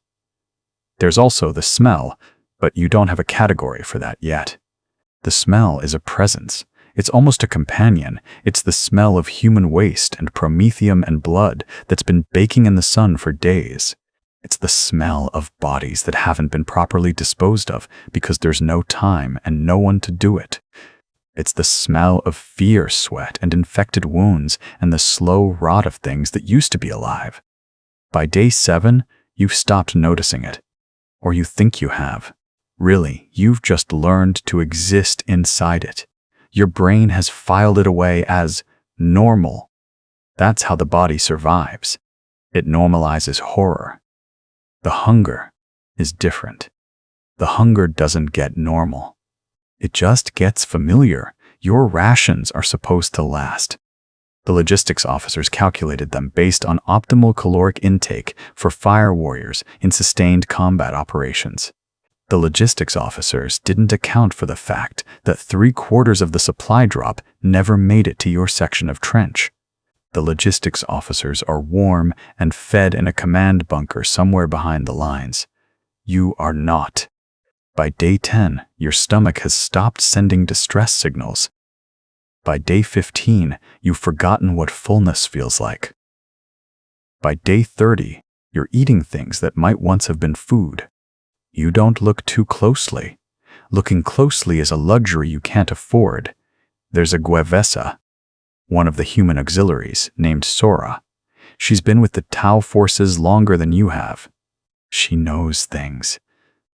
On day 18, when you're rationing the water and trying not to think about how your lips are cracking, she shows you how to find the burrowing things in the mud. They're pale and segmented, and they taste like copper and earth. She eats 3 of them with the efficiency of someone who's learned not to waste protein. "You get used to it," she says. Her low Gothic is accented but clear. "I was with the Guard for 6 years before they conscripted me into the auxiliary. This?" She gestures at the trench, at the sky, at the general horror of existence. "This is better than the Guard, believe it or not. You don't believe it. You can't imagine anything being worse than this. But Sora has a scar that runs from her temple to her jaw, and she moves with the careful precision of someone who's learned exactly how much pain the body can absorb. So you eat the burrowing things. You learn. The screaming starts around day 20. It's not your squad. It's not even close to your position. It's coming from somewhere deeper in the trench line, maybe 200 meters away. It goes on for hours. It's the kind of screaming that means something is very wrong and very deliberate. By midnight, it stops. By morning, you don't ask what happened to whoever was making that sound. Command says it was a breach. A Xenos incursion. They've sealed the section. Don't worry about it. You worry about it anyway. The price. The Vox crackles. Static. Then Sergeant Kesh's voice, thin and wrong, like he's screaming underwater. "All units fall back to secondary line. Repeat, all units fall back. Command authority overrides all standing orders. You're in the trench. You've been in this trench for 47 days. The mud is 3 colors now. Brown, rust, and something that doesn't have a name. Your suit's joints ache. Your left shoulder never healed right after that shrapnel took Vash. Your fire team is down to you and Talek hasn't spoken in 6 days. The order doesn't make sense. You're holding. You've been holding. The line is stable. The Gevesa auxiliaries on your left flank are still firing. The drone support is still operational. Why retreat? Then you smell it. It's not a smell from anything that exists in normal space. It's the smell of a place where the rules have changed. Ozone and burning copper, and something underneath that? Something like the moment before lightning strikes, but stretched out, made tangible, turned into a scent that makes your hindbrain scream that you need to leave, now, immediately, forever. Talek stands up.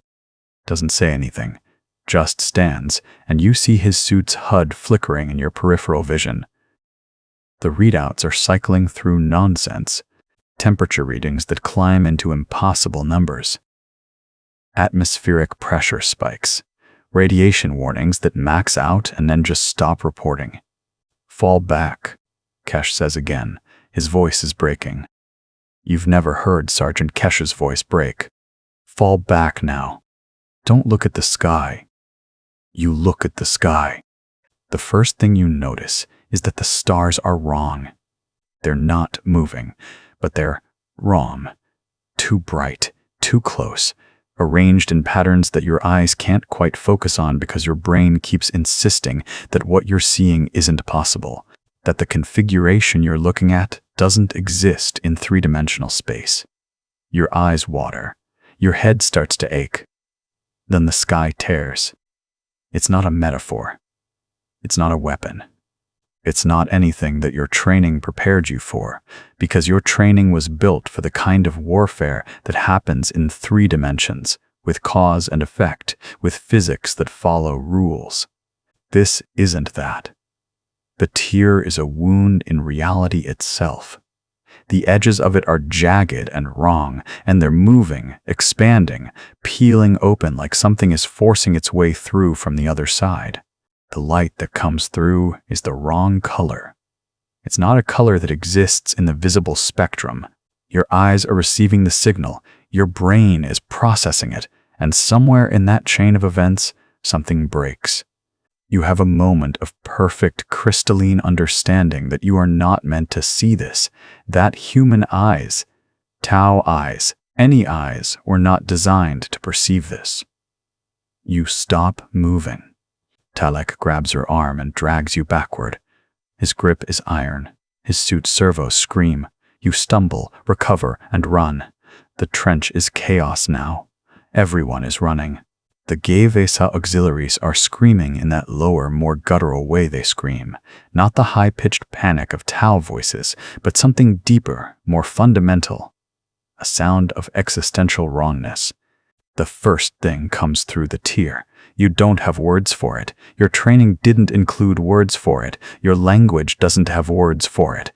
It's vast and wrong, and it moves through space in a way that suggests space isn't constraining it. The way space constrains everything else. It's a shape that your eyes refuse to fully process. Every time you try to look directly at it, your vision slides away.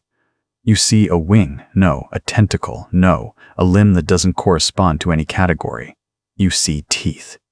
You see something like an eye, but the eye is looking through you, not at you, seeing something in you that you can't see in yourself. It screams. The sound is a physical force. It hits you like a shockwave. Your suit's audio dampeners max out and then fail.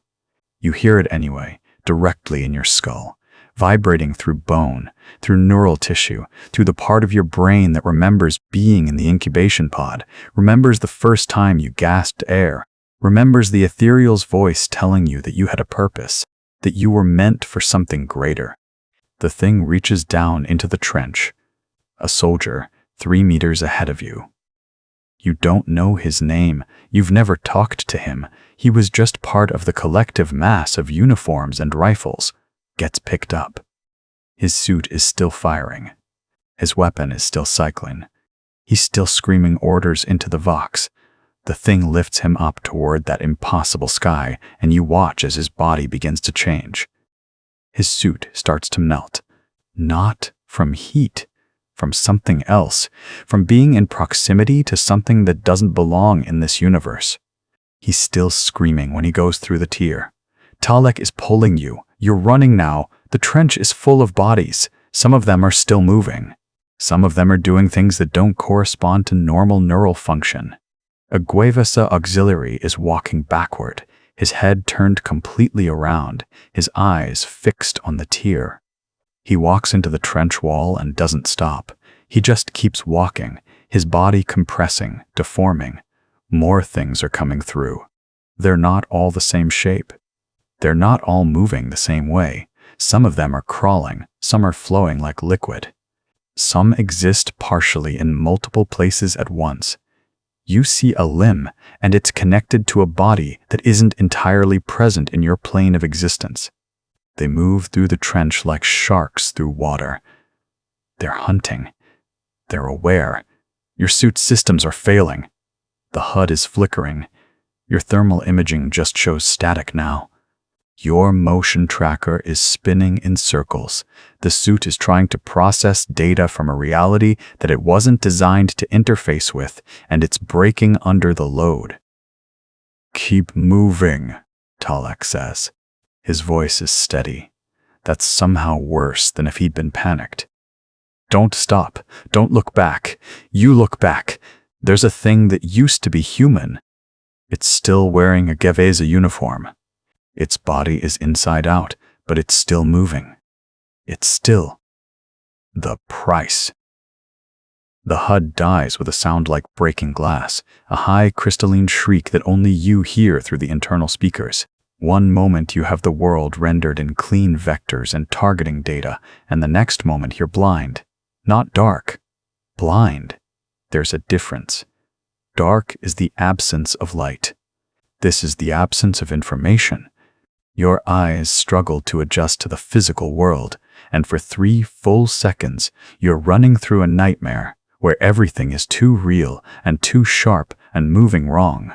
Your suit's power management system was already failing. You knew this. You felt the degradation in the servos for the last hour, a stutter in the right leg, a whine in the left shoulder that wouldn't stop. But you could still move, still fight, still see. Now, the reactor is screaming warnings you can't hear over the sound of your own breathing, and the armor is going into emergency lockdown, cycling non-essential systems offline in a desperate attempt to keep the core processors alive. The suit stiffens around you, not all at once. It's worse in pieces. The right arm locks first, a grinding sound of hydraulics seizing. Then the left leg goes rigid from hip to ankle. You're still moving, still running, but now it's like sprinting with a corpse attached to half your body. Your muscles scream. Your biological frame is doing work it was never designed to do. Fire warriors aren't meant to run in full combat armor without suit assistance. The suit is the warrior. Without it, you're just meat in a shell.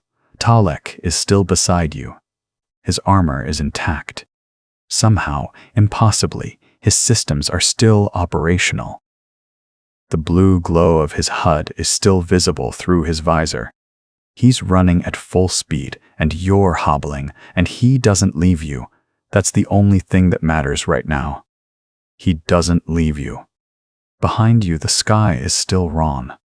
You don't look, because Talek told you not to look, but you can hear it. The sound isn't sound. It's something your ears are interpreting as sound because your brain doesn't have a framework for what's actually happening. It's like standing next to a speaker playing a frequency just outside your hearing range, except your entire skeleton can feel it. Your teeth ache. Your bones feel thin. The extraction zone is 200 meters ahead. You can see the landing pad now, a flat expanse of ferrocrete that's been hastily marked with phosphorescent paint. The dropship is already there, its engines idling, its cargo ramp down. You can see Guavessa auxiliaries boarding. You can see fire team members you recognize. You can see there's a pulse of something behind you. Not heat, not light. It's like the entire atmosphere just changed. The temperature drops 30 degrees in an instant. Your breath becomes visible. The moisture in the air crystallizes.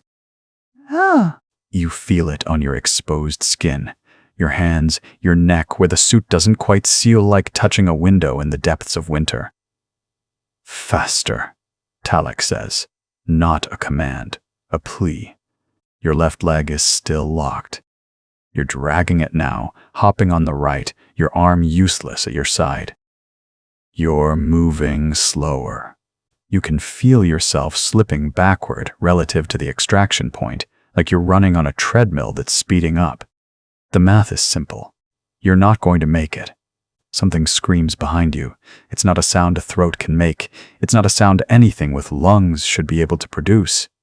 It's the sound of structure breaking down, of molecular bonds separating, of something vast and ancient expressing its hunger in the only language it has.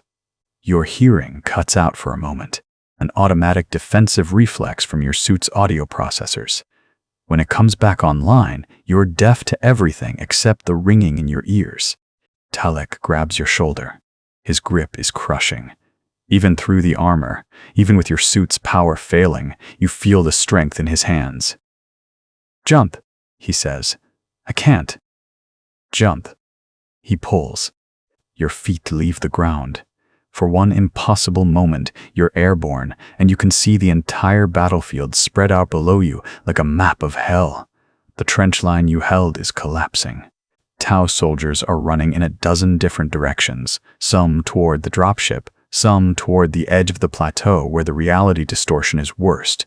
You can see the things.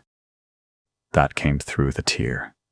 They're not moving like they're hunting anymore. They're moving like they're enjoying it, like they're savoring each moment of the dissolution. You land hard on the ferrocrete. Your suit's shock absorbers are offline. The impact travels straight through your skeleton. You hear something crack. You're not sure if it's your ribs or the armor. Doesn't matter. You're moving. Talek is still pulling you forward. Your legs are working now. The suit's lockdown is releasing, cycling through emergency restart protocols. The power is coming back. It's weak, flickering, but it's there. The dropship's cargo ramp is 50 meters away, then 40, then 30. You can see faces now. Commanders, squad leaders, the pilot in the cockpit. They're all watching. They're all waiting. Behind you, something is crossing the ferrocrete. You don't need a HUD to know this. You can feel it. The pressure in the air. The way reality is bending around it. The sky above is starting to twist inward where it passes, like a drain opening in the fabric of everything. Your suit's external sensors are starting to come back online, and they're showing you data that your processors refuse to interpret. The readings are contradictory. Impossible. A thing that is simultaneously moving at subsonic speeds and barely moving at all. A heat signature that is both infinitely hot and absolute zero. A mass that your suit can't calculate because the numbers don't exist in any framework you've been trained to understand. Talek releases your shoulder. You don't understand why until you realize you're already running at full speed now. Your suit is responding. The reactor is pushing everything it has into the servos. The armor is singing around you. A high, keening wail of systems operating at critical capacity. You're not going to make it. The math is still simple. The thing behind you is moving faster. The dropship is still too far, but Talek is still beside you, and his armor is starting to glow. Not the normal blue of an operational HUD. Something brighter. Something that... the price. The sky doesn't collapse. It inverts. One moment you're running across scorched earth toward the extraction zone, the dropship, a distant shimmer on the horizon. The next moment the sky folds inward like a mouth closing. Light bends wrong. Colors that don't have names burn across your vision. Not reflected light, but something that exists in a spectrum your eyes were never meant to process. Talek's armor stops glowing. He stops moving. You don't realize at first. Your suit's threat assessment keeps screaming at you to maintain velocity, maintain bearing, maintain the gap between your body and the thing that was chasing you. But Talek is frozen mid-stride, 1 foot forward, 1 foot back, caught in a posture of running that he'll never complete. His helmet is turned toward the sky. You want to grab him. Your hand reaches out. Your suit's servo responds, arm extending, but the distance between you stretches. Not because you're moving apart, because space itself is disagreeing about how far apart you actually are. 5 meters becomes 10, becomes a gulf you can't cross no matter how hard you push your legs. Talek, you don't recognize your own voice. It sounds thin, young, terrified in a way your training never prepared you for. He doesn't answer. His suit's Vox channel is open. You can hear the static, that familiar white noise of an active link. But there's something underneath it now. A sound that isn't sound. A vibration that travels through the ground, through your armor, into your bones. It's the noise a tuning fork makes. If the tuning fork is the size of a continent and it's resonating at a frequency that makes your teeth ache and your vision blur and your thoughts start to scatter like startled fish, the sky is still folding. The edges of the inversion are spreading outward now, and where the twisted light touches the ground, the earth changes. Not burning, not melting, changing into something else. The rocks become translucent. The dust becomes visible as individual particles, each one rotating through dimensions your mind can't quite hold. The corpses of the fallen. Gavasa, fire warriors, things that were never quite either. They start to unexist, not dying, but simply ceasing to occupy the same reality you're in. Your suit's cogitator starts screaming threat warnings in a language that isn't quite language. Just pure signal, pure panic encoded in machine speak. You keep running because stopping means death, and you're not ready to stop. Not yet, not like this. Your legs pump, your lungs burn inside your suit's recycled air. The dropship is closer now. You can see individual hatches, individual figures moving in the bay, but the sky is still folding, still inverting, and the light is getting brighter. And it hurts. It hurts. And you realize you're screaming. Your suit's audio dampeners try to muffle it. They fail. There's a presence behind the light, not the thing that was chasing you. Something larger. Something that makes the thing that was chasing you look like a mote of dust. You don't see it. Your eyes aren't equipped to see it, but you feel it the way a cell in your body feels. The presence of the organism it inhabits. It's vast.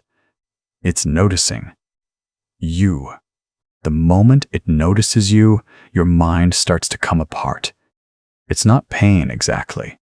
Pain is something your body understands. This is different. This is the sensation of your thoughts becoming unstuck from their moorings. You think a thought, and it fractures before you can finish thinking it. You try to remember your name, and the memory slides away like water through your fingers.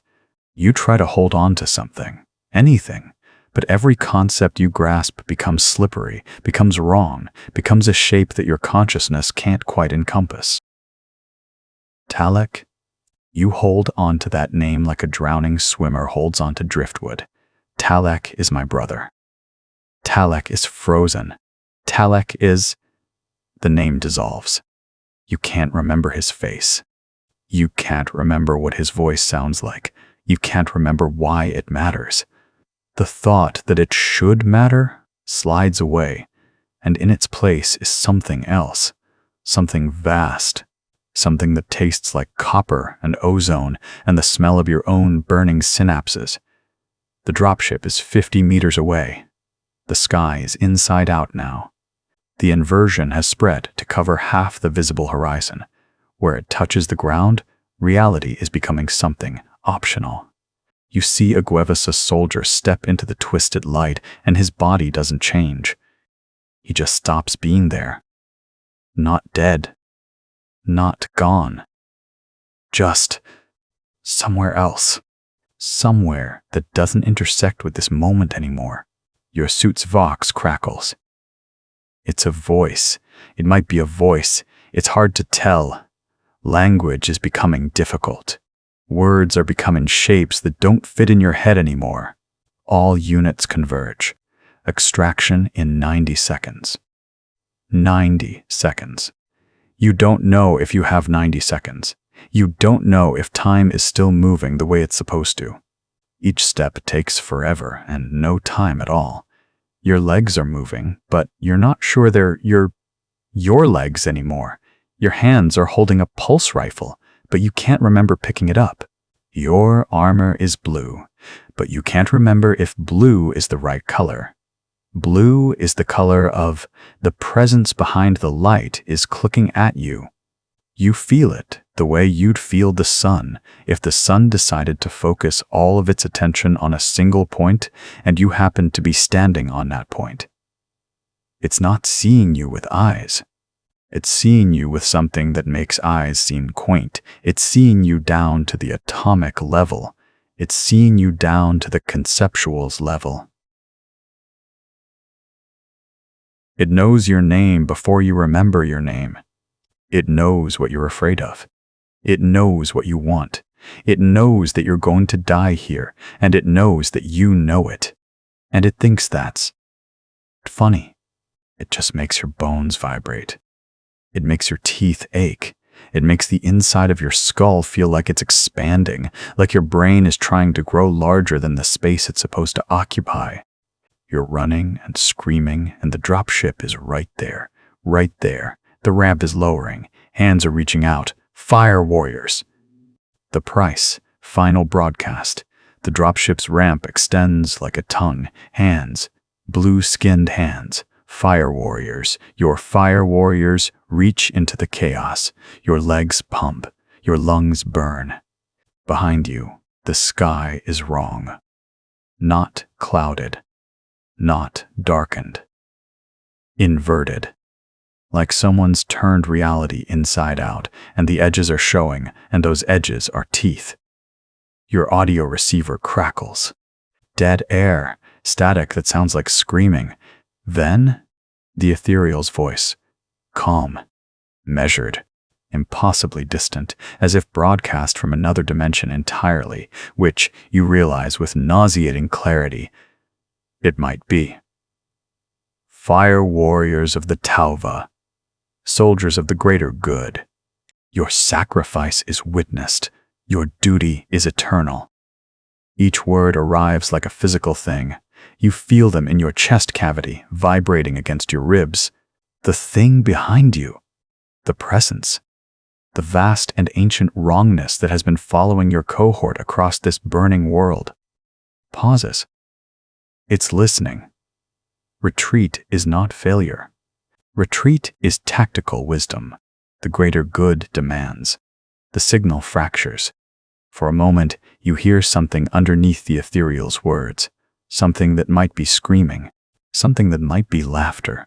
Something that might be the sound of a mind too large to fit inside a body trying anyway. Your boot catches on rubble. You stumble. A hand grabs your shoulder. Sergeant Kesh, his faceplate cracked, one arm hanging wrong, and yanks you forward. The ramp is 3 meters away.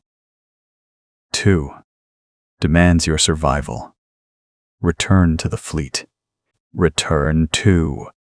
The broadcast dissolves into white noise. In that noise, you hear your name, not spoken.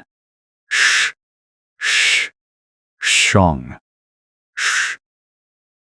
In a voice that has too many throats. In a language older than language. 1 meter. Your fingertips touch the ramp's edge, and the universe screams. Not the sky, not the ground, not the thing behind you. Everything. Gah. The air itself is screaming. Your suit's systems, still partially functional, translate it into a frequency that makes your teeth feel like they're vibrating apart. Your armor's speakers crackle with the ethereal's voice, looping now, degrading. Greater good. Greater good. Greater good. Until it's not words anymore. Until it's just a tone. A frequency. A hymn to something that doesn't have a name in any language you've been taught. You're pulled into the dropship. Other bodies pile in behind you. Geveza. Humans with burns that expose bone. Fire warriors missing pieces. One pathfinder whose breathing sounds like wet grinding. The ramp retracts. The engines howl. And in that moment, suspended between the burning world below and the cold void above, you finally understand what the ethereal meant. For the greater good doesn't mean for the Tauva, doesn't mean for victory, doesn't mean for survival or honor or any of the things they taught you in the education sphere while your neural pathways were still forming. It means for something. Something vast, something that wears the ethereal's voice like a suit of clothes.